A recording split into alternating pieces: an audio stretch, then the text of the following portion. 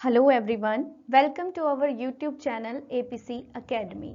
आज की वीडियो में हम लोग बात करने वाले हैं पिछले कुछ टैट के पेपर्स में आए हुए इम्पॉर्टेंट क्वेश्चंस की, जो कि केमिस्ट्री सेक्शन में पूछे गए थे।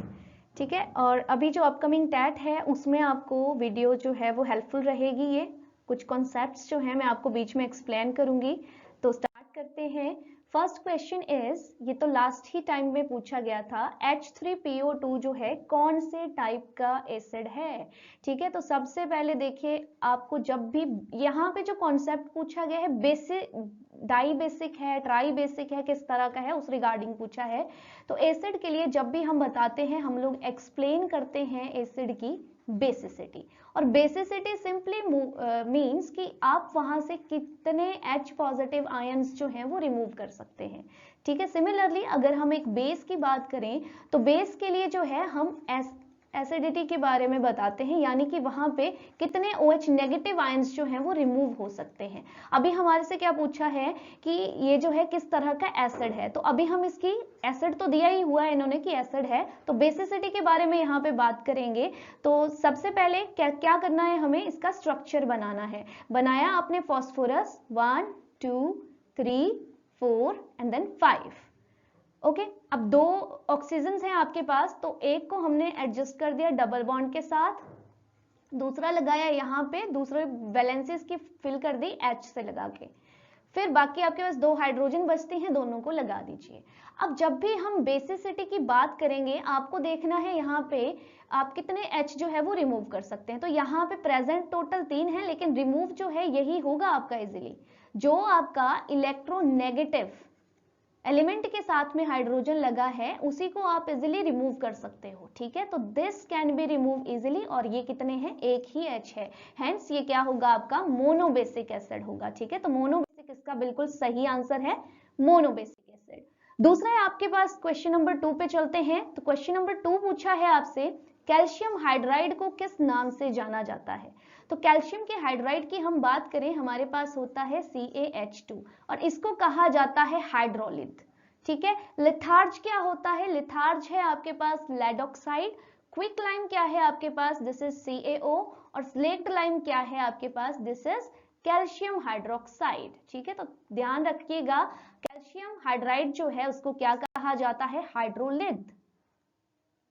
क्वेश्चन नंबर 3 पे चलते हैं। आपसे पूछा गया है एम्फोटेरिक ऑक्साइड यहाँ पे कौन सा है। तो ये जो है बहुत कॉमन क्वेश्चन है, टैट के अलावा कमीशन में भी पूछा जाता है। तो देखिए यहाँ पे हम लोग बात करेंगे सबसे पहले मेटल ऑक्साइड्स की, फिर हम बात करने वाले हैं नॉन मेटल के ऑक्साइड की। तो जनरल प्रॉपर्टी आपने याद रखनी है, जो मेटल के ऑक्साइड्स हैं they are basic in nature. General fact क्या है कि उनका नेचर कैसा होगा, बेसिक होगा।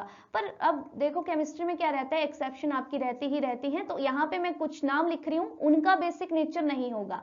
जैसे आपके पास है Al2O3, this is the most repeated question of HP TAT कि इसका नेचर क्या होगा। फिर उसके बाद आपको जिंक ऑक्साइड भी बहुत पूछा जाता है, एक पूछा जाता है लेड ऑक्साइड। तो ध्यान रखिए, ये जो 3 आपको लिखे यहाँ पे साइड में, इनका नेचर जो है वो बेसिक ना होके क्या होता है, एम्फोटेरिक। ठीक है, तो प्रॉपर्टी क्या बनी, मेटल के ऑक्साइड क्या होते हैं आपके, they are basic in nature. लेकिन 3 मेटल आपको बताई इंपॉर्टेंट वन, जिनके बेसिक नहीं होते, क्या होते हैं, एम्फोटेरिक होते हैं। ठीक है, सिमिलरली नॉन मेटल के ऑक्साइड्स जो हैं वो कैसे रहेंगे, यहाँ पे एसिडिक नेचर के रहेंगे।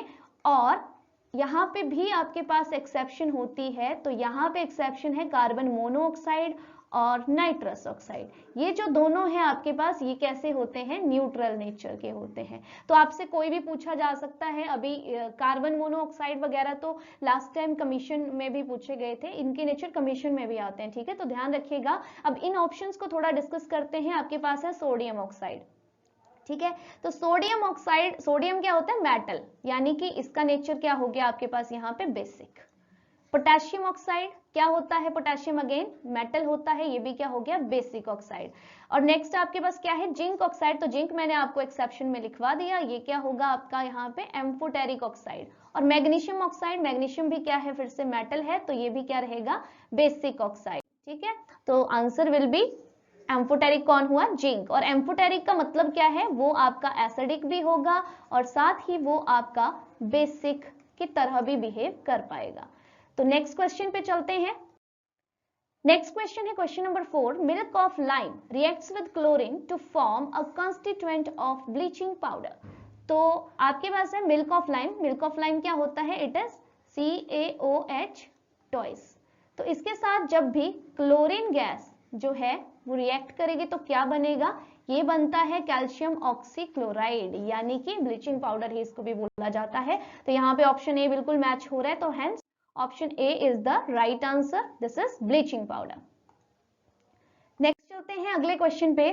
पूछा है आपसे कौन सा इनमें से जो है वो इलेक्ट्रोलिसिस प्रोसेस से नहीं बनता। इलेक्ट्रोलिसिस के बारे में बिल्कुल ध्यान रखिएगा आप कि इलेक्ट्रोलिसिस प्रोसेस जो है वो रिएक्टिविटी सीरीज, इसका भी वीडियो YouTube पे हमारे चैनल पे अवेलेबल है, आप चाहो तो देख सकते हो। इंपॉर्टेंट है, पेपर पॉइंट ऑफ व्यू से याद होनी चाहिए आपको। रिएक्टिविटी सीरीज किसी भी कॉमन एग्जाम में पूछी जाती है।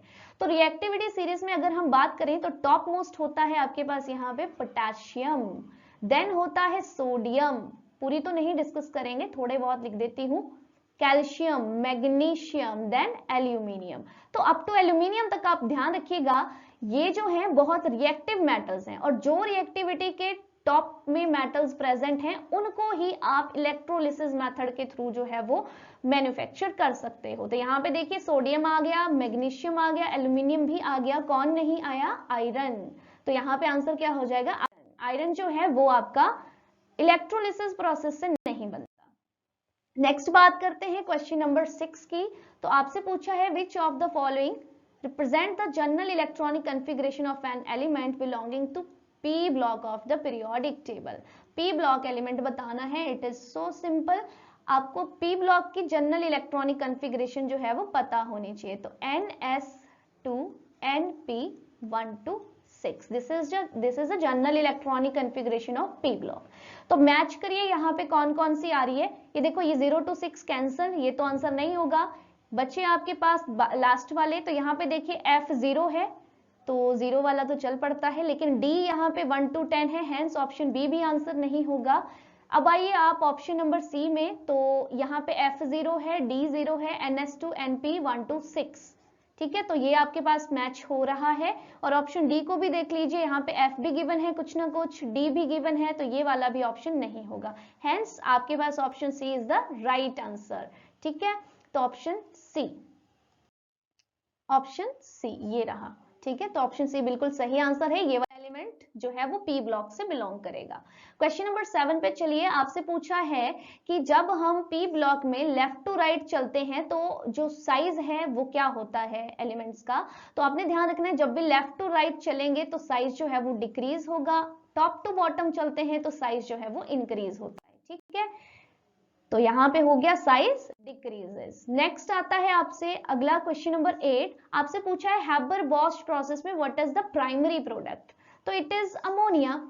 आप देखिए यहाँ पे हैबर-बॉश प्रोसेस जब भी हम करते हैं हमारे पास रहता है कुछ यूं, इस 2 को हटा देना यहाँ से, N2 plus 3H2 is in equilibrium with 2NH3। This is known as Haber-Bosch process and this is used to prepare the ammonia। अब यहाँ पे और भी 2-3 क्वेश्चन आपसे पूछे जाते हैं। पहला है इसमें कैटलिस्ट क्या यूज होगा, दूसरा आपसे पूछा जाता है कौन सा प्रमोटर आप यहाँ पे यूज करोगे। तो कैटलिस्ट की जब हम बात करते हैं तो कौन सा है, आयरन। प्रमोटर की बात करते हैं कौन सा है, मॉलिब्डेनम। ध्यान रखिएगा, मॉलिब्डेनम प्रमोटर होता है, आयरन क्या है आपके पास यहाँ पे, कैटलिस्ट। कई बार आयरन ऑक्साइड देते हैं, देन आयरन ऑक्साइड जो है आपके पास क्या रहेगा, कैटलिस्ट। आगे चलते हैं, देखिए यहाँ पे आंसर क्या है आपका, अमोनिया।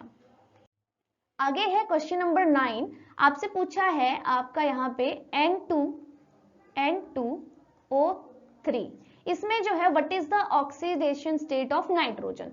तो जिसकी हमारे से पूछी होती है उसकी हम एक्स मान लेते हैं, बाकी सबकी हमें पता होनी चाहिए। अब ऑक्सीजन की हमें पता है भाई कितनी है, -2। तो अब निकालिए ये एक्स की वैल्यू। कैसे निकालेंगे, जितने नाइट्रोजन है उतने से नाइट्रोजन की ऑक्सीडेशन स्टेट को मल्टीप्लाई करना है, क्या आएगा आपके पास, 2x। फिर आगे ऑक्सीजन है, ऑक्सीजन एक की होती है -2, तो 3 ऑक्सीजन है, 3 की कितनी होगी, 3 × -2। एज अ होल इसके ऊपर कोई चार्ज नहीं था तो 0 के बराबर लेंगे। जब भी आप यहाँ से x की वैल्यू निकालेंगे it will be 6/2 which is further equal to +3। तो यहाँ पे आंसर है आपका पास +3, तो क्या ऑक्सीडेशन स्टेट होगी? +3। आगे चलिए क्वेश्चन नंबर 10, ग्रुप नंबर 15 यानी कि नाइट्रोजन फैमिली, कौन कौन से मेंबर्स आते हैं? नाइट्रोजन हो गया, फास्फोरस हो गया, आर्सेनिक हो गया, एंटीमनी हो गया एंड देन बिस्मथ, एक सेकेंड, बिस्मथ। तो इनमें से आपसे पूछा है इनको, इस पूरे ग्रुप को कलेक्टिवली क्या कहा जाता है? एक साथ इस ग्रुप को जो है वो क्या कहा जाता है? तो भाई this is called pnicogen. And pnicogen का मतलब क्या होता है? Why this are called pnicogen? Pnicogen means suffocation causes. तो ये जो एलिमेंट होते हैं इनकी वजह से सफोकेशन काउज होती है, hence these are called as pnicogens. Okay, pnicogens भी कुछ लोग प्रोनाउंशिएट करते हैं, तो जैसे भी है देख लें आप एक बार। एक यहाँ पे ऑप्शन बी में तो स्पेलिंग गलत लिखी है, इस वजह से गलत है ये। ऑप्शन सी देखिए, यहाँ पे चाल्कोजन है, तो चाल्कोजन जो है वो ग्रुप नंबर 16 को कहा जाता है। बहुत बार क्वेश्चन पूछा है। Group number 16 is oxygen family, और ऑक्सीजन फैमिली के लिए भी आपसे पूछा गया है। चाल्कोजन जो है ऑक्सीजन फैमिली को बोलते हैं, क्यों? क्योंकि चाल्कोजन का मतलब है ओर फॉर्मिंग एलिमेंट्स। तो जितने भी आप ओर पढ़ते हो they are maximum in the form of oxide और सल्फाइड, हेंस इस ग्रुप को क्या कहा जाता है? चाल्कोजन। तो यहाँ पे ग्रुप नंबर 15 के लिए पूछा था, तो 15 के लिए सही आंसर आपको बता दिया, इट इज नाइकोजन। नेक्स्ट है आपसे पूछा हुआ मोस्ट मेटालिक कौन सा है? तो यहाँ पे लिखिए option phosphorus, arsenic, antimony, bismuth. बहुत इजी है, आपके पास यहाँ पे एक ही ग्रुप के एलिमेंट्स दे रखे हैं, आपको पता होना चाहिए जब हम डाउन टू द ग्रुप जाते हैं तो मेटालिक कैरेक्टर जो है वो क्या करता है? इंक्रीज करता है, और left to right metallic character जो है वो डिक्रीज करता है। तो यहाँ पे जाइए टॉप टू बॉटम, सबसे नीचे कौन है? बिस्मथ। तो बिस्मथ यहाँ पे एक अच्छी मेटल होगी, ठीक है, तो बिस्मथ आप ध्यान रखेंगे, bismuth is the right answer. Next है क्वेश्चन नंबर 12, आपसे पूछा है नाइट्रोजन जो है वो केमिकली इनर्ट होती है। केमिकली इनर्ट होने का मतलब क्या है? कि ये किसी के साथ ज्यादा रिएक्ट नहीं करेगी। तो सिंपली ध्यान रखें भाई, आपको पता ही है नाइट्रोजन जो है डायटोमिक फॉर्म में एग्जिस्ट करती है, एंड 78% तक इसकी कंपोजिशन जो है एटमॉस्फेयर में रहती है। तो nitrogen exist as N triple bond N, ठीक है। तो यहाँ पे क्या रहता है आपका, ये जो 3 बॉन्ड बने हैं इनको तोड़ने के लिए it requires a higher amount of energy, जो कि इसको मिल नहीं पाती, और ये बॉन्ड टूट नहीं पाते, और इसीलिए ये 78% तक जो है वो एग्जिस्ट करता है। तो सही आंसर क्या हो गया यहाँ पे? High bond dissociation enthalpy. It requires a large amount of energy to break down its triple bonds, ठीक है। तो ये आंसर हो गया आपके पास, ठीक है, हाई बॉन्ड डिसोसिएशन एंथैल्पी। आगे चलते हैं क्वेश्चन नंबर 13 की तरफ। ब्लैक ऐश के नाम से किसे जाना जाता है? तो ब्लैक ऐश होता है आपका बेरियम सल्फाइड, ध्यान रखिएगा, black ash is barium sulphide, और इसका जो है एक आप देख लेते हैं पहले, yes it is barium sulphide. तो बेरियम सल्फाइड का एक बहुत इंपॉर्टेंट यूज भी है आपके पास, जो चले हुए हैं ल्यूमिनियस पेंट्स, ल्यूमिनियस पेंट्स। तो ल्यूमिनस पेंट्स में जो है इसका यूज किया जाता है, वही ग्लो करते हैं जो रात के टाइम पे भी, उनमें जो है ब्लैक ऐश यानी कि बेरियम सल्फेट का जो है वो यूज किया जाता है। क्वेश्चन नंबर 14 चलते हैं। क्वेश्चन नंबर 14 पे आपसे पूछा है ब्लू विट्रॉयल इनमें से कौन सा है? तो copper sulphate is known as blue vitriol, CuSO4, ठीक है, this is known as blue vitriol. इसके अलावा आपको और भी विट्रॉयल्स याद रखने हैं। अगर देखिए आपसे ग्रीन विट्रॉयल पूछा जाता है, ध्यान रखिए, it is iron sulphate, this is green vitriol. इसके अलावा आपसे एक पूछा जाता है यहाँ पे ऑयल ऑफ विट्रॉयल। तो ऑयल ऑफ विट्रॉयल कौन होता है आपके पास? This is H2SO4 sulphuric acid, जिसको किंग ऑफ एसिड्स भी कहा जाता है। तो ये ध्यान रखिए, विट्रॉयल्स के ऊपर कई बार क्वेश्चन पूछते हैं। हाँ, ये हाइड्रेटेड फॉर्म में होते हैं, तो यहाँ पे कुछ अमाउंट में जो है आपके पास वाटर भी लगा होता है, ठीक है। तो कॉपर सल्फेट जो है फिलहाल आपका क्या है? Blue vitriol. और साथ ही याद रखिएगा इसको एज अ फंजीसाइड जो है वो यूज किया जाता है। The last question is acid present in Apple, Apple में कौन सा एसिड प्रेजेंट होता है? तो एप्पल में वैसे सिट्रिक एसिड भी होता है और भी थोड़े थोड़े अमाउंट में रहते हैं, बट द मोस्ट जो है वो कौन होता है आपके पास यहाँ पे? Malic acid. तो मैलिक एसिड ध्यान रखिएगा, एप्पल में मैलिक एसिड प्रेजेंट होता है। इसके अलावा हम बाकी की भी बात करते हैं। आपके पास है ऑक्सैलिक एसिड, क्या फॉर्मूला रहता है? COOH और साथ ही COOH, इस तरह से। और बाकी इसको लिखना होगा तो कैसे लिखेंगे?